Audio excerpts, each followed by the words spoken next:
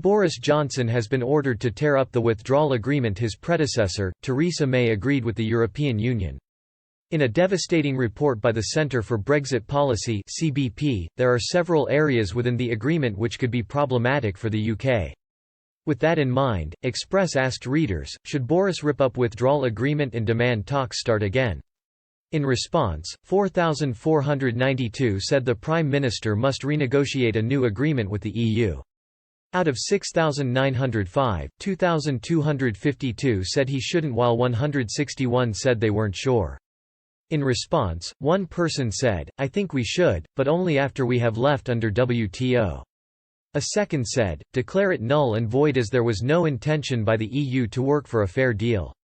A third said, "If the wall leaves us tied in any way to the EU despite our leaving, then we must repudiate it altogether, else our sovereignty is impaired and that cannot be allowed."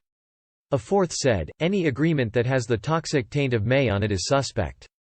The British people do not want a continuation of her dishonest policies, and we voted for independence, not some kind of semi-detached status." According to the report by the Centre for Brexit Policy, Mrs May's deal contained poison pills which will undercut Britain's sovereignty. Within the document titled, Replacing the Withdrawal Agreement, How to Ensure the UK Takes Back Control on Exiting the Transition Period, there are several areas which must be readjusted. The issues include the Northern Ireland Protocol, the right of EU citizens, the controversial £39 billion divorce payment, future financial liabilities, EU data protection laws, EU geographical indications of origin which are not reciprocal, and provisions relating to UK sovereign bases in countries like Cyprus. The group also demanded the UK remain firm on the issue of Britain's fishing waters. John Longworth, Director General of the CBP, said, "The British public repeatedly voted to take back control and to get Brexit done.